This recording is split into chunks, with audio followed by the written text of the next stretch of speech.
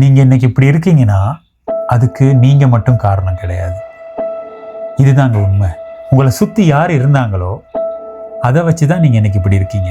Maybe நீங்கள் ஒரு சிறந்த திறமைசாலியாக இருக்கலாம், அப்படி இல்லாட்டி ஒரு சராசரி மனிதனாக இருக்கலாம். ஸோ இது எல்லாத்துக்குமே காரணம் உங்களை சுற்றி யார் இருந்தாங்க அப்படிங்கிறது தான். அதாவது தினமும் எங்களோட யார் இருந்தாங்களோ அதுக்கேற்ற மாதிரி தான் இன்னைக்கு நான் உருவாகி இருக்கிறேன் அப்படின்னு சொன்னால் நீங்கள் நம்புவீங்களா? சும்மா ஒரு பேச்சுக்கு சொல்லுவாங்க, நம்மளோட இருக்கிற அந்த 5-6 பேர் தான் நம்ம வாழ்க்கை அப்படின்னு சொல்லி. நீங்கள் கேள்விப்பட்டிருக்கீங்களான்னு எனக்கு தெரியாது. அது ஒரு முழுமையான மெட்ஸா இல்லாமல் இருக்கலாம், ஆனால் மனோவியலா அதுதான் உண்மை.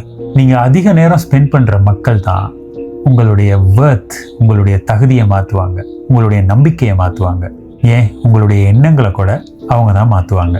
நீங்கள் எவ்வளவுதான் நல்ல கனவுகளோடு இருந்தாலும் கூட உங்களை பார்த்து சிரிப்பாங்க, ஜோக் அடிப்பாங்க. அப்படி இல்லாட்டி உங்களால் முடியாது, உன்னால் முடியாது முடியாது முடியாதுன்னு அடிக்கடி உங்களுக்கு சொல்லுவாங்க. நீயா இதெல்லாம் செய்ய போற, இதெல்லாம் உனக்கு கஷ்டம், உன்னைய பற்றி எனக்கு தெரியாதா இப்படின்னு கூட சொல்லுவாங்க. இது என்ன நடக்கும்னா மெல்ல மெல்ல உங்களுக்குள்ளேயே ஒரு நம்பிக்கையை உருவாக்கிறோம். ஐசே இவங்கெல்லாம் அப்படி சொல்கிறாங்களே, சில வேளை என்னால் முடியாது தான் போல, ஐயோ என்னால் முடியாமல் போயிருமோ, அப்போ நான் இதை செய்யாமல் இருந்தால் நல்லமோ, இப்படிங்கிற ஒரு டிசிஷனை உங்களை எடுக்க வச்சிரும். ஆனால் இதையே மற்ற பக்கம் பாருங்கள், உங்களோட சர்க்கிளில் உங்களை நம்புகிற யாராவது ஒரு ஆள் இருந்தால் அவங்க உங்களை புஷ் பண்ணாலே உங்கள் வாழ்க்கையே மாறிடும். நீங்கள் திடீர்னு வளர ஆரம்பிப்பீங்க, நீங்கள் ரொம்ப ஸ்ட்ராங்காக ஃபீல் பண்ணுவீங்க. அந்த நேரம் என்னால் முடியுமா அப்படின்னு நீங்கள் கேள்வி கேட்க மாட்டீங்க, இதை எப்படி செய்யலாம் அப்படிங்கிற கேள்வியை தான் கேட்பீங்க. அதனால தான் நான் ஆரம்பத்தில் சொன்ன மாதிரி இது ரொம்ப முக்கியமான கேள்வி.